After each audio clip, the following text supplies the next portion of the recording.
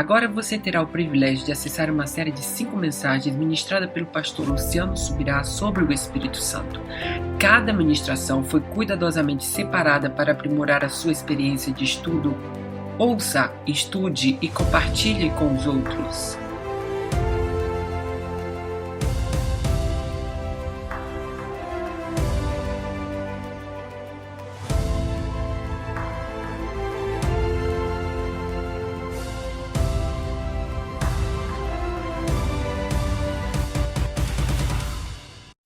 Hoje eu vou falar sobre a interação com o Espírito Santo, né? E a fundamentação, começamos semana passada e nessa, vai fazer muito mais sentido a partir das 2 próximas aulas ou pregações aqui nos domingos, onde nós vamos entrar num terreno bem mais prático do assunto do que até então.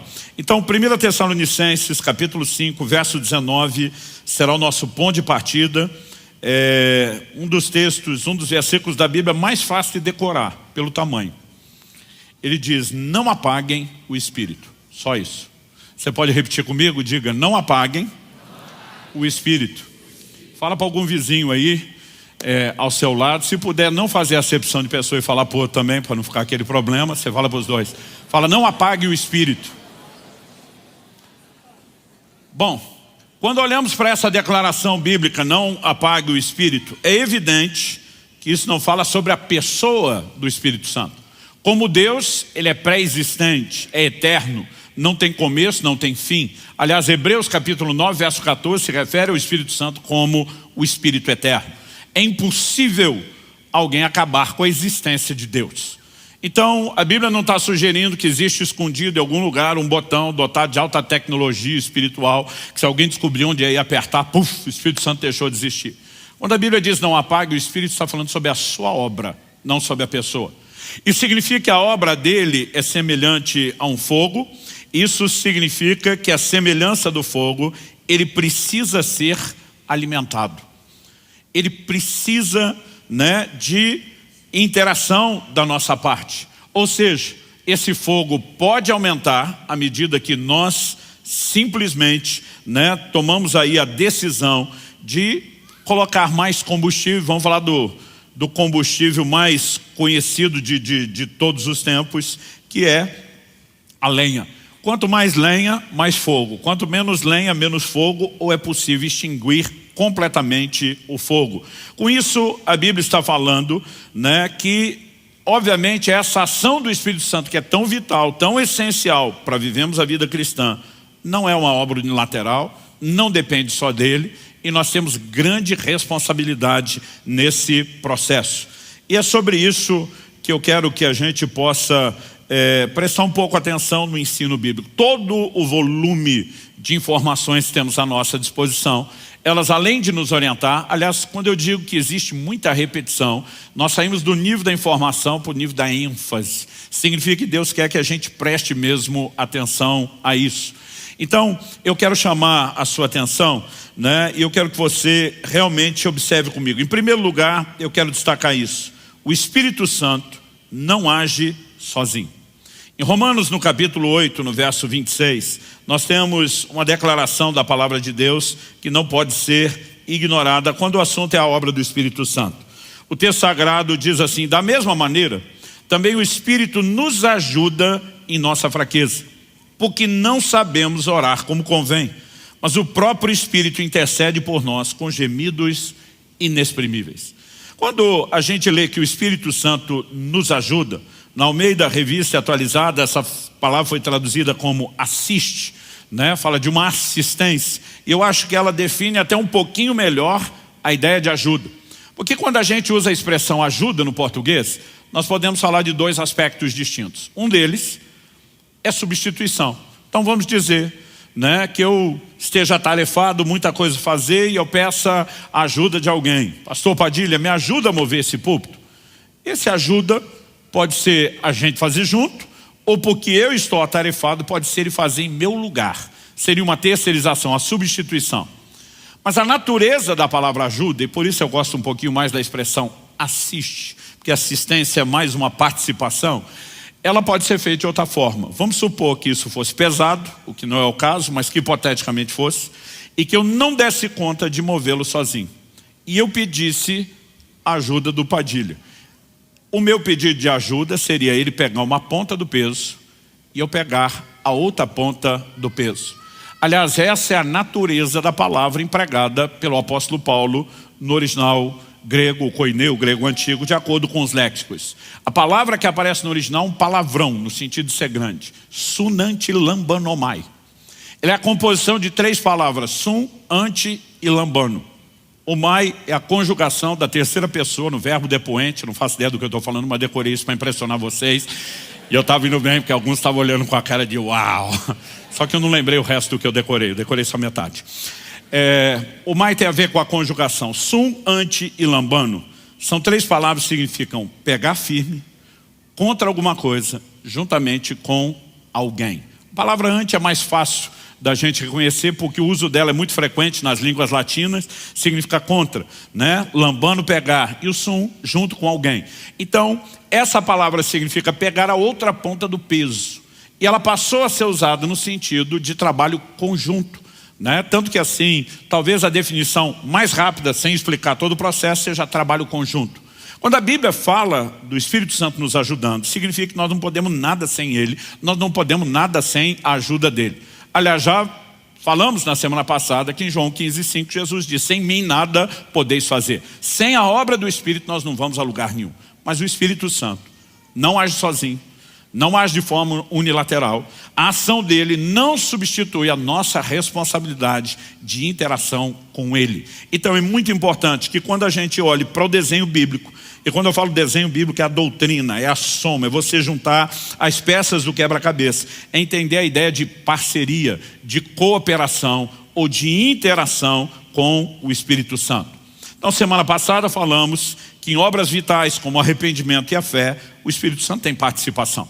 Então, por exemplo, quando falamos de arrependimento, Romanos 2 diz que a bondade de Deus conduz ao arrependimento.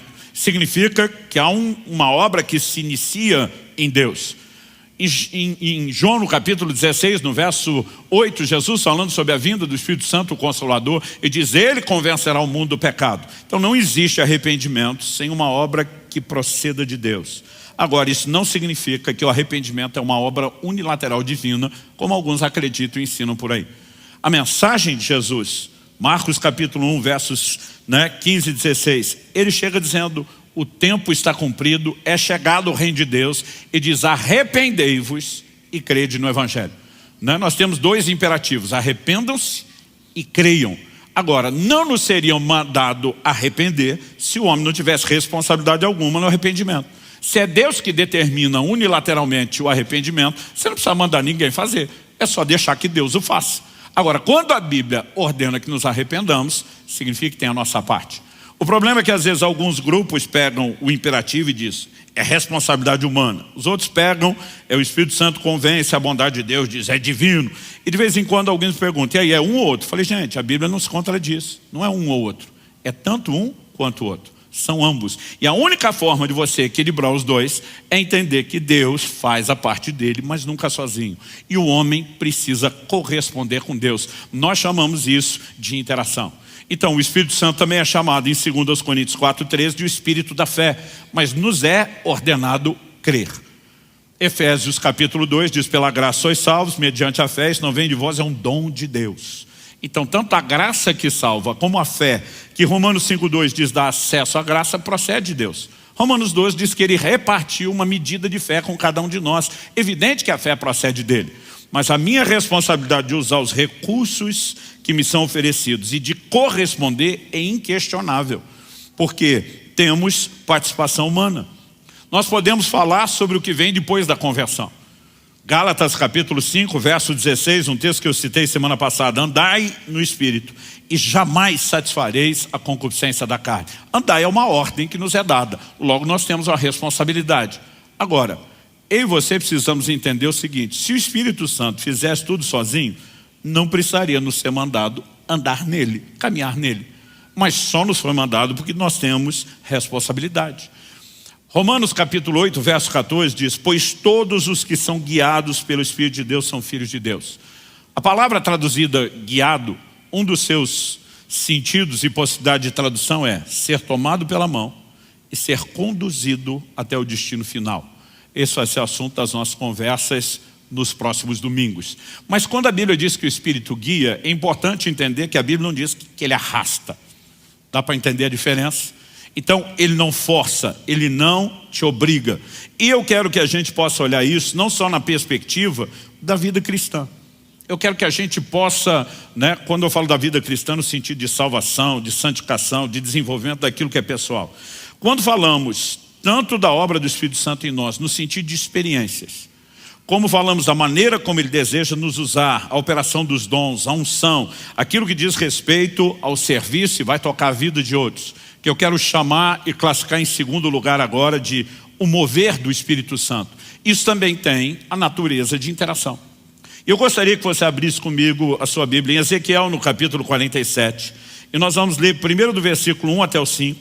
Depois, na sequência, nós vamos ler do 6 ao 12. Então seria interessante você deixar a Bíblia aberta ou o texto aí marcado. E a gente precisa entender uma visão que está por trás do livro de Ezequiel. Ezequiel profetiza durante o tempo do cativeiro, quando a nação, tanto de Israel como de Judá, ambos reinos divididos, tinham chegado ao clímax, ao apogeu da apostasia. É o pior momento espiritualmente falando da história da nação. Logo no capítulo 3, Ezequiel tem uma visão da glória de Deus se retirando do templo, de Deus dizendo: por causa dos pecados de vocês, eu estou fora, não brinco mais, estou abandonando vocês. São palavras duras de juízo, mas lá no final do livro começa todo um tom e uma conversa sobre restauração. No capítulo 37, por exemplo, Deus dá a Ezequiel a visão do vale de ossos secos. Ele vê um vale com muitos ossos sequíssimos. E Deus pergunta para ele: esses ossos podem voltar a viver? Ezequiel dá uma resposta bem evasiva e diz: Senhor, tu sabes. Tipo assim, eu é que não me arrisco a falar sobre isso, porque está olhando algo que humanamente é impossível. Mas de repente na visão ele vê que os ossos começam a se mexer, aquela barulheira de cada osso se ajustando ao seu osso, os esqueletos se organizando. Daqui a pouco começam a aparecer músculos, tendões, daqui a pouco eles começam a se encher de carne, daqui a pouco a pele os reveste, mas ainda assim o que ele tem é um exército de cadáveres. E o Espírito diz a Ezequiel na visão, profetiza: vento que vem dos quatro cantos sopra sobre eles. E é o que eu e você sempre precisamos parar para entender, é quanto a ideia de vida está relacionada à ação do Espírito. E aí quando ele começa a profetizar, a Bíblia diz: o Espírito entrou neles e se levantou um exército poderoso. Qual era a mensagem? O Senhor diz: a casa de Israel está dizendo: acabou-se a nossa esperança. E Deus está dizendo: eu vou restaurar vocês. É nesse tom de restauração que está visando o período pós-cativeiro que nós temos a visão do capítulo 47. Ezequiel é conduzido por Deus a entender todo um mapa de um templo, da reconstrução do prédio, do santuário, que no início do cativeiro tinha sido derrubado, mas há uma mescla entre toda a orientação que é natural e princípios são espirituais e futuros no meio disso tudo. Aí a visão do capítulo 47 é a seguinte, de 1 a 5. Depois disso o homem me fez voltar à entrada do templo, e eis que a água saía de debaixo do limiar do templo e corria na direção do leste, porque a fachada do templo dava para o leste. A água vinha de debaixo do lado direito do templo, do lado sul do altar. Ele me fez sair pelo portão do norte para dar uma volta por fora até o portão exterior que dá para o leste, e eis que a água borbulhava do lado direito. O homem saiu para o leste tendo na mão um cordel de medir. Mediu 500 metros e me fez passar pela água que me dava pelos tornozelos. Agora há uma progressão. Mediu mais 500 metros e me fez passar pela água que me dava pelos joelhos. Mediu mais 500 metros e me fez passar pela água que agora me dava pela cintura. Mediu ainda outros 500 metros e já era um rio que eu não podia atravessar, porque as águas tinham crescido. Eram águas em que se podia nadar, um rio pelo qual não se podia passar andando. Eu quero tomar essa visão, mas eu quero que a gente foque a informação que vem na sequência. Por quê? Que rio é esse? Dos versos 6 a 12, nós percebemos que o rio faz coisas que só Deus pode fazer. Naturalmente, nenhum rio faria. Então vamos ler dos 6 em diante. Então ele me perguntou: você viu isso, filho do homem? Então o homem me levou de volta à margem do rio. Quando cheguei lá, eis que à margem do rio havia grande abundância de árvores, dos dois lados do rio. Então me disse, essas águas correm para a região leste, descem ao vale do Jordão e entram no mar, cujas águas ficarão saudáveis. Que mar é esse? Olha a sequência. Todos os seres vivos que povoam os lugares por onde esse rio passar terão vida. De novo a ideia de vida. E haverá muitíssimo peixe, porque essas águas chegam lá. As águas do mar morto se tornarão saudáveis e tudo viverá por onde quer que esse rio passar. Você pode repetir comigo? Diga, tudo viverá por onde quer que esse rio passar. O texto diz, junto a ele se acharão pescadores, desde Engedi até em Eglaim, haverá lugar para estender e secar as redes. Os peixes serão de muitas espécies, como peixes do mar grande, mas os seus charcos e seus pântanos não se tornarão saudáveis, serão deixados para o sal. Nas duas margens do rio nascerá todo tipo de árvore frutífera. As folhas dessas árvores não murcharão, elas nunca deixarão de dar o seu fruto, produzirão frutos novos todos os meses, porque são regadas pelas águas que saem do santuário. Os seus frutos servirão de alimento e as suas folhas de remédio. A pergunta é, o que exatamente significa esse rio? Os primeiros versículos, já o verso 1, nós vimos que o rio sai do santuário. Mas quando você vai para o livro de Apocalipse, e aliás você vai perceber que João no Apocalipse vai fazer citações de profetas como Isaías, Jeremias, Ezequiel, Daniel, e você percebe que muitas palavras que tinham um cumprimento literal para um tempo, outras para o futuro, têm paralelos, de verdade são aplicadas para o plano espiritual e para o futuro. Agora, olha a similaridade de Apocalipse 22, 1 e 2. O apóstolo João diz, então o anjo me mostrou o rio da água da vida. Agora não é um rio qualquer. Estamos falando de algo, que ele enxerga na cidade santa, Nova Jerusalém, que vem de Deus para a terra, na consumação de todas as coisas. Então o anjo me mostrou o rio da água da vida, brilhante como cristal, que sai do trono de Deus e do Cordeiro. No meio da praça cidade, de um e do outro lado do rio, está a árvore da vida, que produz 12 frutos, dando seu fruto de mês em mês. E as folhas da árvore são para a cura dos povos. Ezequiel diz, dos dois lados do rio, uma árvore que dá fruto todos os meses. Aqui ele especifica os 12 meses do ano. Ezequiel diz, os seus frutos servirão de alimento, suas folhas de remédio. Aqui a Bíblia está dizendo que a árvore e as folhas da árvore são para a cura dos povos. Não é meramente medicina natural para a carne, embora se use esse paralelo natural para falar de algo espiritual. Na visão de Ezequiel, o rio emana do santuário, do lugar da habitação de Deus. Na visão de Apocalipse, emana do próprio trono de Deus. Não só o rio emana dele, mas faz coisas que ninguém pode fazer. A visão de Ezequiel, as águas desse rio tocavam o mar morto. E a Bíblia diz que ficava saudável e havia enxames de peixe. Gente, eu gosto de dizer que o mar morto não é só morto, ele é matador. A razão pela qual se chama de mar morto é porque não há quase que nenhuma forma de vida. Muito poucas bactérias conseguem sobreviver ali dentro. Por quê? É um dos lugares mais baixos da terra. A água desce para lá, não escoa para lugar nenhum. Vai evaporando. À medida que a água evapora, os sais vão ficando. 1/3 da água é sal. Por causa dessa alta densidade de sal, é que talvez você já tenha visto fotos ou vídeos de gente que está lá meio que sentada, boiando. Você não afunda no mar morto. Agora, eu digo que o mar não é só morto, é matador. Quando você chega lá, por exemplo, nas caravanas, não importa se vai no mar morto pelo lado de Israel, da Jordânia, normalmente os guias dizem o seguinte, olha, tem uma notícia ruim e uma boa. Diz a notícia ruim é que se você tiver com algum ferimento no corpo, vai doer, vai arder muito. E eles normalmente dizem para as mulheres, se vocês se preocuparem em depilar ontem ou hoje, vão sofrer mais. Mas ele diz, a notícia boa é que se tiver micose no meio dos dedos, vai morrer tudo. Porque o sal tem esse poder. Quando você era criança e ficava com dor de garganta, a mamãe usava o quê? Salmoura, justamente por causa disso. Então eu brinco que o mar não é só morto, ele é morto porque o sal é matador. Não há formas de uma água qualquer que chegue lá produzir o resultado que está falando. Aliás, no Salmo 46, no verso 4, a Bíblia diz, há um rio cujas correntes alegram a cidade de Deus, o santuário das moradas do Altíssimo. O rio sempre está relacionado com o lugar da presença de Deus e por onde passa, tudo volta a viver. É uma das figuras mais claras do mover do Espírito Santo. E por que eu estou pegando esse exemplo? Ezequiel é levado por um anjo, ele está de olho no rio. Aí o anjo diz para ele, na tradução da Bíblia, na linguagem de hoje, versão mineira ou goiana, bora para dentro do rio. Ele está com um cordel, uma vara de medir. E a Bíblia diz que ele mede 1000 côvados, que são aproximadamente 500 metros. A minha tradução já deu a medida em metro. Você consegue imaginar isso? Meio quilômetro de medição, andando rio adentro. Meio quilômetro. Depois de 500 metros, a Bíblia diz que a água ainda dá no tornozelo. Eu nunca vi rio nenhum, ajuntamento nenhum de água, em lugar nenhum do mundo, onde depois de você andar meio quilômetro, a água ainda está no tornozelo, rasinho. Mas os dois não pararam ali. E a razão pela qual eles não pararam aí, me parece bem lógica, bem óbvia. Porque não era hora de parar. Então, de vez em quando, eu vou perguntar se eles pararam, você vai responder que não. E quando eu perguntar por que não, você vai dizer porque não era hora de parar.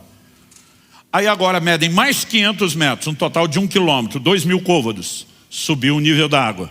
Mas a Bíblia diz que está dando nos joelhos. Mas não pararam ali. Por que não? Mais 500 metros, ou mais 1000 côvados. Agora a Bíblia diz que a água dá pela cintura. Tradução de nos lombos. Eles pararam ali? Por que não? Agora, qual é a ideia? Até onde vai a medição? A ideia não é atravessar o rio, não é medir o tamanho do rio. A Bíblia diz que com 2000 metros, 2 quilômetros rio adentro, 4000 côvados. A Bíblia diz que eram águas para se nadar. Não dava mais para andar. E aí eles não vão a lugar nenhum. Por quê? Chegaram ao lugar do seu destino. Então me ouça com atenção. Espiritualmente falando, Deus tem um destino para você. Este destino são as águas profundas. Agora preste atenção, nós precisamos entender a interação. Porque tem crente que passa a vida inteira à margem do rio, olhando para o rio, ele não vai a lugar nenhum. E ele fica esperando o dia que vai dar uma enchente espiritual e o rio vai invadir a vida dele. Deixa eu te dizer uma coisa, não é o rio que invade a sua vida. É você que tem que entrar no rio. E tem gente que fica a vida inteira esperando o rio fazer o que ele tinha que fazer. E essa rendição é progressiva. Quanto mais você entra, mais água tem. Quem está entendendo? Agora, água no tornozelo já é alguma coisa, mas não é o que Deus tem. Quando meus filhos eram pequenos, especialmente quando a gente ia para a praia, eles assustados com o mar, o barulho, as ondas, normalmente eles ficavam onde a onda estourava, a água molhava o pé, e eles se divertiam ali, um chutava água no outro. Mas eu sabia, à medida que crescer, eles vão querer entrar um pouquinho mais. E sabe, o rio fala de uma progressão. Daqui a pouco tem mais água, água no joelho. Daqui a pouco tem mais água, água na cintura. Mas daqui a pouco são as águas profundas. Agora preste atenção, nós precisamos mudar um conceito errado que nós temos. Efésios 5,18 diz: não vos embriagueis com vinho, no qual há dissolução, mas enchei-vos do Espírito. Aliás, semana passada a gente apontou que esse enchei-vos é ato contínuo. O verbo, a conjugação do verbo está em ato contínuo. Se a gente fosse traduzir isso literalmente ao pé da letra, era encha-se, continue a se encher e nunca pare de se encher. Mas a ideia de ser cheio do Espírito Santo ela é confusa na cabeça da maioria dos crentes. Porque a gente imagina que ser cheio do Espírito Santo é ter mais dele. E essa é a ideia que muitos levam para o rio. Não, teve uma época da minha vida que eu só tinha água no tornozelo. Depois, quase tipo o carro, vamos encher o tanque. Não, agora eu já estava um pouquinho mais, estava com água no joelho. Não, agora já estava com água na cintura. E tem crente que imagina, eu não vejo a hora de chegar, a hora que der a tampa, a medida cheia. Mas nós temos um problema com isso. Porque João 3,34 diz que Deus não dá o Espírito Santo por medida. Ou seja, Deus não vai dando um pouquinho mais do Espírito Santo, um pouquinho mais, até dizer, agora terminei meu parcelamento, finalmente você tem tudo. Ele não dá o Espírito por medida, até porque o Espírito não é divisível. Então ser cheio do Espírito Santo não significa eu ter mais do Espírito. A ideia de ser cheio, essa caneca que eu estou usando com água não está totalmente cheia. Mas a ideia de ser cheio significa que a hora que aquilo chegar a bordo, ou até mesmo transbordar, todo o espaço foi inteiramente tomado. Só que a gente pensa que para ser tomado tem que ter mais. E aí nós invertemos as coisas. O conceito bíblico de ser cheio do Espírito Santo não é você ter mais dele. É ele ter mais de você. Porque isso tem a ver com rendição no processo de interação. Então quando eu decido entrar no rio, se eu ficar parado na margem, eu não tenho nada do rio. Quanto mais eu entro, não apenas eu tenho mais do rio, o rio tem mais de mim. Porque isso é entrega progressiva. Não importa se você está com água no tornozelo, se você está com água no joelho, se você está com água no lombo. Enquanto dá pé, você está no controle. Você está pisando, você diz, eu vou para cá, eu vou para lá. Só que a Bíblia diz, quando chegou águas profundas, não dá mais para caminhar. Porque a hora que o pezinho sumir, que não der mais pé, que você não toca no chão, não é mais você que se governa. O rio assume o controle, é ele que te carrega. Então há um momento onde o rio terá tudo de você. Mas se nós entendemos a dinâmica de interação e da entrega, nós não vamos a lugar nenhum. Agora, gente, vamos falar sobre o mover, experiências, né, a unção do Espírito, a operação dos dons. Tudo está relacionado com a ideia e o conceito de interação. Atos capítulo 2, versículo 4. No dia de Pentecostes, quando a promessa de Deus, feita por meio de Joel, reforçada por meio de Jesus, se cumpre. O que aconteceu? Atos 2,4 diz assim: todos ficaram cheios do Espírito Santo e passaram a falar em outras línguas, segundo o Espírito lhes concedia que falassem. Falar em línguas, que eu creio ser uma evidência física inicial do batismo no Espírito Santo, foi experimentada. Agora, eu não sei o que você pensa. Quando me começaram a pregar sobre isso, eu olhava para isso com certo medo, com uma reserva, mas eu achava que o Espírito Santo ia entrar em mim, que ele ia pegar minha boca, que ele é que falaria, depois ia ficar me perguntando o que é que aconteceu. Mas não é assim que funciona. Se você olhar quem falou em línguas, a Bíblia diz que as pessoas que foram cheias do Espírito, elas passaram a falar em línguas. Quem fala em línguas somos nós. O que nós falamos, aí sim, a Bíblia diz, segundo o Espírito lhes concedia que falassem. Então ele concede o que falar, mas quem fala é a gente. Nunca se trata dele sozinho, nem da gente sozinho, sempre é interação. Agora, nessa dinâmica eu lembro, quando muitas vezes eu pegava as filas de oração, vamos buscar o batismo do Espírito Santo. E eu digo que o problema não é alguém orar por você e você não ser batizado logo no começo. O ruim é quando o da frente é, o de trás é, o da direita é, o da esquerda, e você sobra. Às vezes eu dizia para Deus, qual é o seu problema comigo?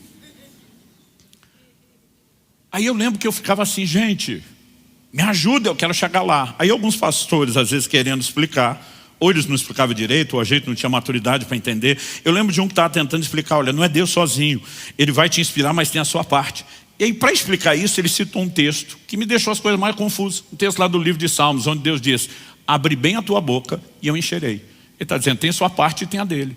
E eu fiquei um tempão lá, com a bocona aberta, que chegava a doer o maxilar e não aconteceu nada, né? Demorou para eu entender um pouco essas explicações. Espera aí, não é ele sozinho, não. Graças a Deus também não é a gente sozinho, também não. Quando falamos sobre os dons, 1 Coríntios 12, 2, o apóstolo Paulo diz com clareza, por isso quero que entendam que ninguém que fala pelo Espírito de Deus, profetizar significa falar por outro. Então ele diz que alguém pode falar pelo Espírito. Isso significa que quem está falando é quem profetiza. Mas o que ele fala é concedido por quem? Pelo Espírito Santo. Aliás, 2 de Pedro, capítulo 1, verso 21 diz, porque nunca jamais qualquer profecia foi dada por vontade humana. Entretanto, homens falaram da parte de Deus, movidos pelo Espírito Santo. Quem falou? Os homens. De onde veio a mensagem? Da parte de Deus. Por quê? Porque foram movidos, inspirados pelo Espírito de Deus. Em 1 Timóteo, no capítulo 4, no verso 14, nós vemos o apóstolo dizendo ao seu discípulo, não seja negligente para com o dom que você recebeu, o qual lhe foi dado mediante profecia, com imposição das mãos do presbitério. A palavra dom aqui é carisma. Está falando das manifestações do Espírito. E as manifestações do Espírito, obviamente, não teria esse nome se não procedesse dele, mas não é algo que acontece isolado da nossa participação. Aliás, Paulo escreve e diz, em parte conhecemos, em parte profetizamos. Por que que a profecia, que é a inspiração, depende do conhecimento? Porque tem a nossa participação, então Deus nos inspira. Eu me lembro, alguns anos atrás, bondade de falar alguns anos, há uns 30 anos atrás, a gente estava ministrando aqui em Curitiba e eu vi um profeta dando uma palavra para outro pastor. Esse pastor trabalhava muito, cuidando, pastoreando pastores. E ele começou a profetizar e falar da crise que esse homem estava vivendo, quão sobrecarregado, desanimado, a ponto de desistir que ele estava. Enquanto dava a palavra profética, ele deu um exemplo, né, a respeito do rim. Ele falou assim, olha, o rim é responsável por filtrar os líquidos do corpo. E ele tem que segurar as impurezas para fazer bem para o corpo. Mas se ele mesmo não tiver um processo de hidratação que o limpe, ele sobrecarrega e vai entrar em colapso. Ele falou, não adianta Deus te levantar para filtrar tudo na vida de outros e você não se expor às águas da presença dele. Ou você entra no lugar de deixar as águas do Espírito te tocar profundamente, ou você não vai aguentar o ministério. Eu fiquei pensando, falei, meu Deus, nem na escola eu aprendi tanto sobre o rim, como nessa palavra profética. Eu não sabia nada daquilo, ou seja, eu nunca daria uma palavra daquela. Curioso que o profeta está bem ali, ó, Thomas Wilkins. Foi ele que falou isso. Eu fiquei olhando e falei, eu nem sabia essas coisas do fígado, do rim, há 30 anos atrás. Agora, o que acontece? Deus nos inspira dentro do conhecimento. Então, nós precisamos entender que o fluir dos dons nunca é ele sozinho, nem a gente sozinho, mas é uma parceria. E aí Paulo está dizendo, não seja negligente com o carisma. Quem que pode ser negligente? O Timóteo, porque o Espírito Santo não vai ser. Mas nós que interagimos com ele, podemos ser negligentes. E se somos, estamos atrapalhando a obra dele. Quem está entendendo? Segunda carta de Paulo a Timóteo, capítulo 1, versos 6 e 7. Por essa razão, venho lembrar-lhe que reavive o dom de Deus que é em você, pela imposição das minhas mãos. Agora, Paulo está parecendo falar de outro dom, diferente daquele que foi imposição de mãos e todo o presbitério com profecia. Diz, esse aqui fui eu mesmo que te transferi. Essa palavra traduzida reavive, em outras traduções está desperte. A palavra no original ela dá a ideia de uma brasa que está apagando e alguém sopra ou abana e ela reacende. Agora, Paulo não está dizendo para o Timóteo, dobra o joelho e ora, pede, implora para o Espírito Santo reavivar o dom. Ele diz que quem vai reavivar ou despertar o dom é você. Por que ele está mandando Timóteo despertar o dom? Porque quem botou o dom para dormir foi Timóteo. Isso me vai lembrar uma história que eu vi anos atrás. Que o pregador estava no meio do sermão e percebeu que o marido, na primeira fila, dormiu, a ponto de deitar a cabeça no ombro da mulher e roncar. Ele, se sentindo ofendido, desrespeitado, parou a mensagem e falou, minha senhora, a senhora pode acordar o seu marido? Ela falou, acorda o senhor, foi o senhor que botou ele para dormir. Meio como quem diz, quem botou para dormir que acorde. E o que Paulo está falando para Timóteo é parecido. Você que botou o dom para dormir, você que acorde. Ou seja, nós não podemos olhar para o funcionamento dos dons, que são manifestações sobrenaturais, não podem ser realizadas sem o Espírito Santo, obviamente, mas dizer que o homem não tem participação e interação. Quem está entendendo, diga amém. Então, tem muito crente que ele não tem buscado uma relação mais profunda com o Espírito, não está entrando no rio, e quando não tem experiência se frustra. Um dia eu estava ensinando, falando sobre o assunto, e um cara veio e falou, tem mais de 20 anos que eu sou crente. Era evidente a frustração dele. Eu falei, Deus nunca me deu dom. Falei, primeiro não é dom, é dom. Eu falei, segundo a Bíblia, manda buscar. Você está esperando que o dom corra atrás de você? 1 Coríntios 12, 11 diz que o Espírito Santo distribui os dons como lhe apraz. Se você ler só o versículo, que significa como ele quer, você vai pensar unilateral. A hora que ele quiser, ele vai fazer alguma coisa por alguém. Por outro lado, a Bíblia diz, buscar com zelo os melhores dons. E as pessoas perguntam, mas é ele que decide que dom dá, ou eu tenho que buscar os dois? Eu decido buscar, e na minha busca, ele decide o que é que ele vai me dar. Sempre uma interação. Quem está entendendo? Então, dito e esclarecido isso, e a partir de semana que vem nós vamos falar muito de um aspecto bem mais prático no relacionamento com ele. Eu quero chamar a sua atenção para o que eu vou classificar aqui de reações limitadoras que você podemos, ações ou reações limitadoras que você podemos ter à obra do Espírito Santo.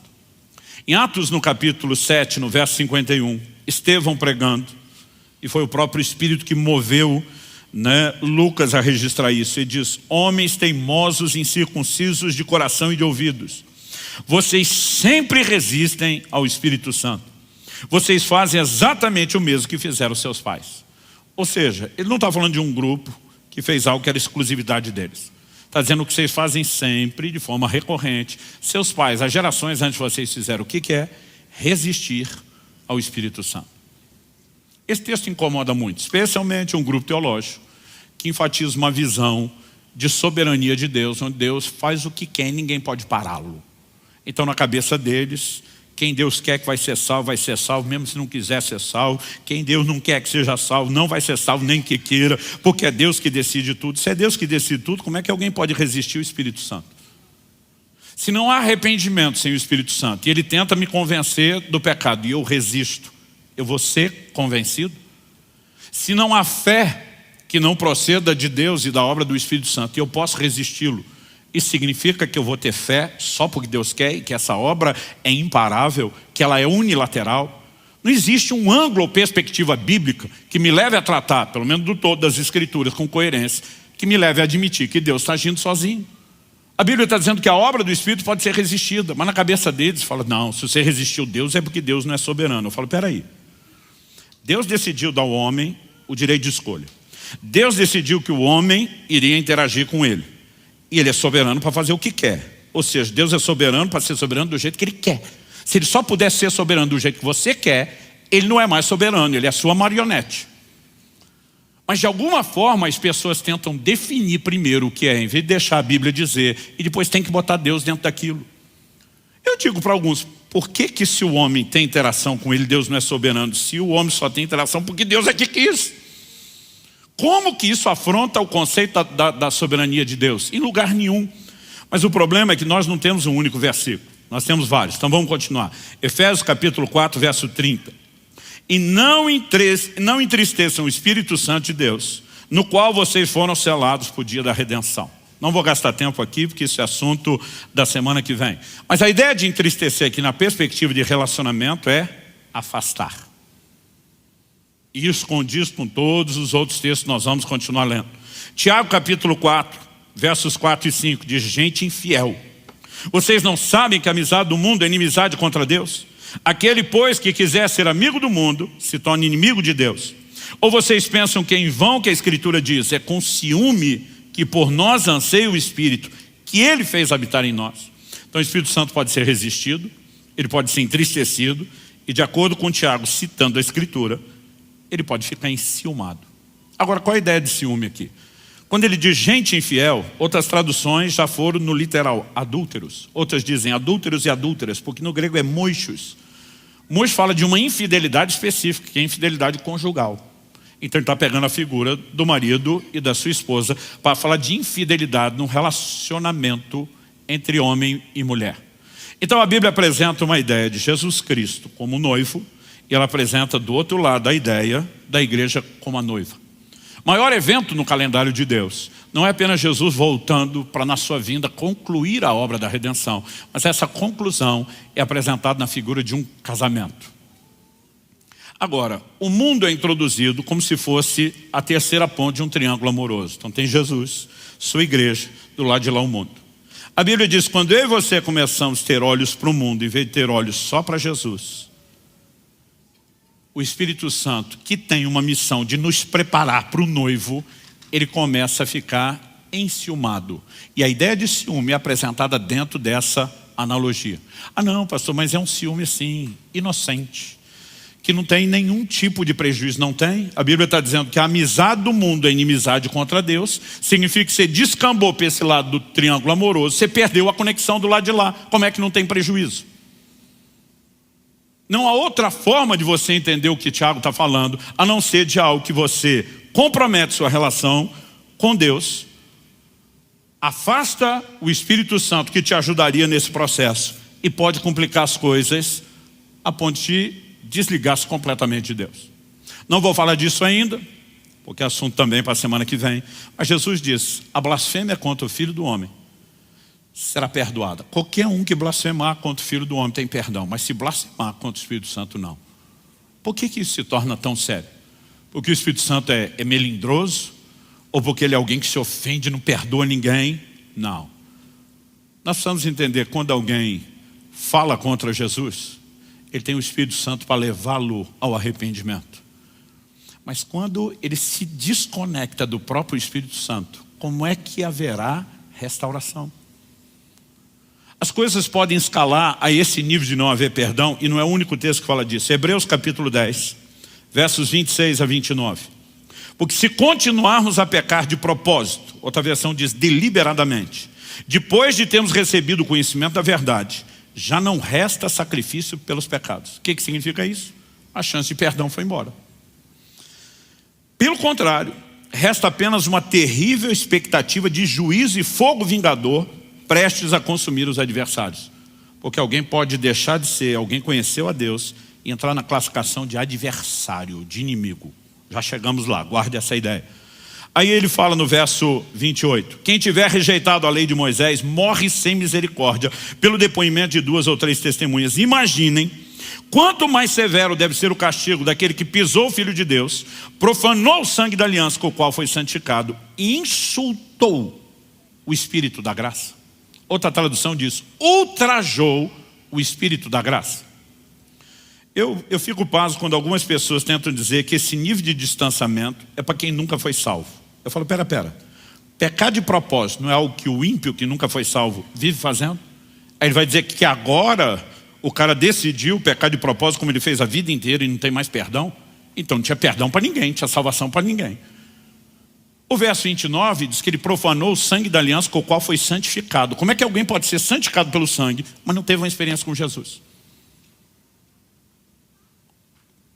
O texto está falando de gente que teve o conhecimento da verdade, teve uma experiência, mas em algum momento começa a se afastar de tal maneira que ele se desconecta plenamente. E como a história termina, o texto diz, insultou o Espírito da graça. Essa palavra traduzida insultou é muito parecida com a da blasfemou. A diferença é que aqui, quando você olha o contexto, nós estamos falando de um insulto que não é linguagem verbal, é comportamental, mas que tem o mesmo peso de desconexão que a blasfêmia, que a linguagem verbal tem. Ou seja, não dá para dizer que não há ações limitadoras ao Espírito Santo. E para terminar, vamos voltar no texto inicial, que diz que o Espírito Santo pode ser apagado. Não apagueis o Espírito. Aqui nós temos estágios distintos. Pouca lenha, pouco fogo. Muita lenha, muito fogo. Eu posso ter tido um fogo alto e posso, de alguma forma, permitir que ele diminui, mas não significa que ele se extinguiu. Ou seja, existe um apagamento, uma diminuição, que a gente pode chamar de parcial, até uma que a gente pode classificar como completa.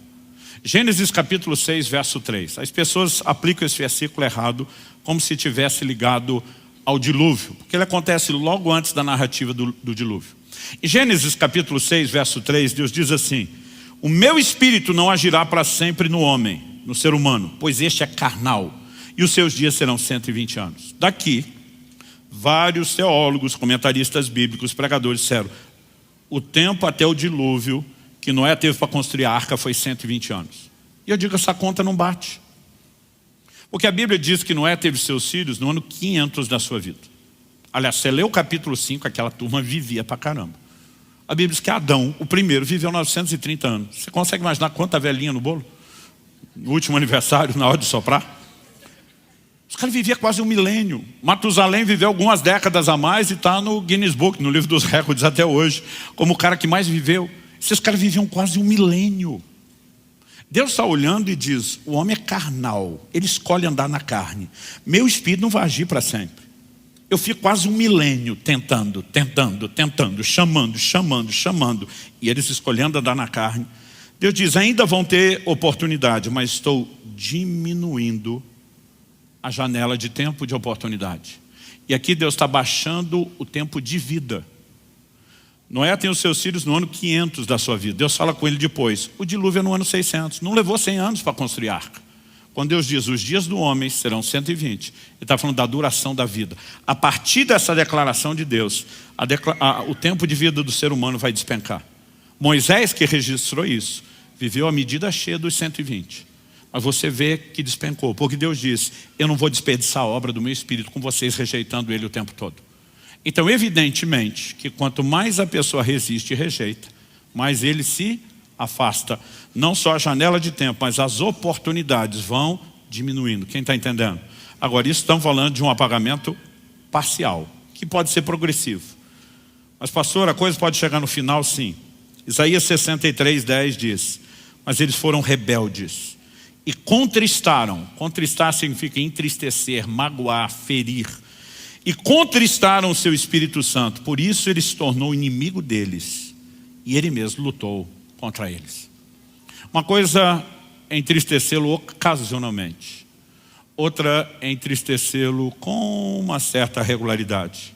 A outra é entristecê-lo de uma forma bem recorrente. E alguns podem entrar no nível de entristecê-lo permanentemente. Quando você lê o Espírito de Deus se afastando de Saul, que já tinha profetizado, tinha sido cheio, e agora passando a resistir Saul, você entende um pouco o que é o desenho. Aliás, ele sendo não só o Espírito se afastando, mas ele agora sendo entregue a espíritos malignos que o oprimiam, você começa a entender o que é o desenho de um adversário, de um amigo, de um inimigo que passará a ser resistido.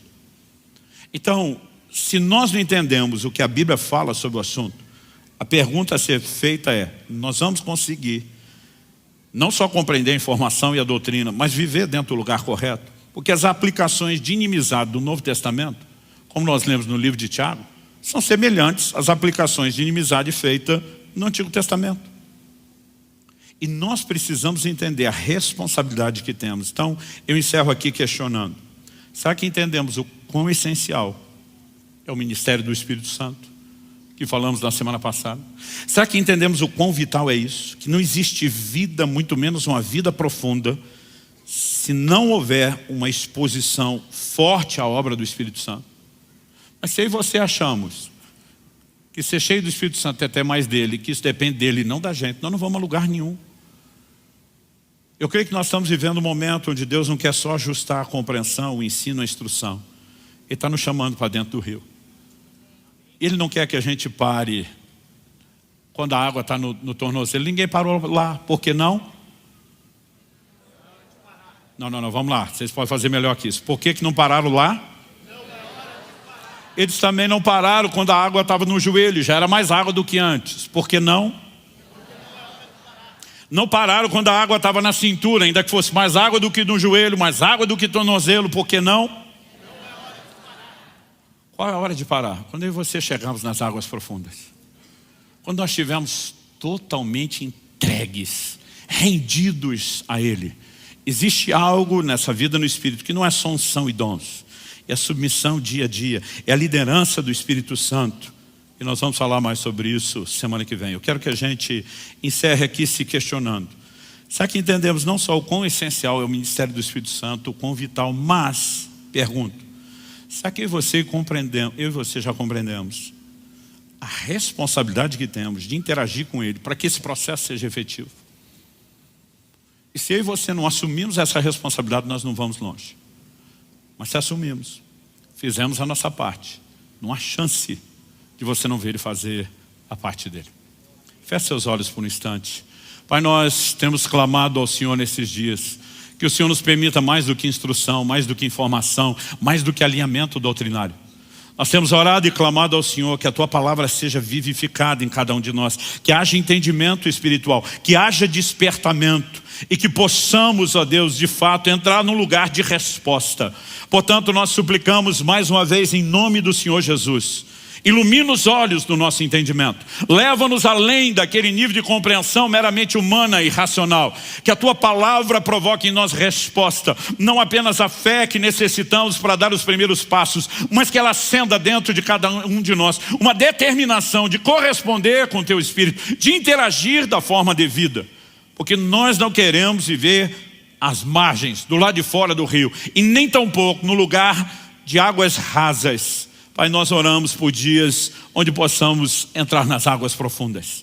Não apenas ter mais do Teu Espírito, mas entendendo a Tua palavra, que o Teu Espírito tenha mais de nós, que haja mais entrega, que haja mais rendição, que haja mais interação, para que possamos viver a medida cheia e o propósito completo daquilo que o Senhor tem planejado para cada um de nós. Oramos por dias onde o Teu Espírito sopre com força e com intensidade sobre nossas vidas. Oramos por dias de experiências novas e maiores. Oramos por dias, ó Deus, de uma nova percepção de relacionamento, tanto no entendimento da Tua palavra, como na resposta prática. E que em tudo isso, o Senhor não apenas seja exaltado e glorificado, mas que nós possamos ser conduzidos a viver o Teu propósito de forma plena, de forma completa. Nós oramos em nome de Jesus. E para a glória do Teu nome mesmo. Se você crê e concorda, diga amém. Se você recebe essa palavra, diga eu recebo em nome de Jesus.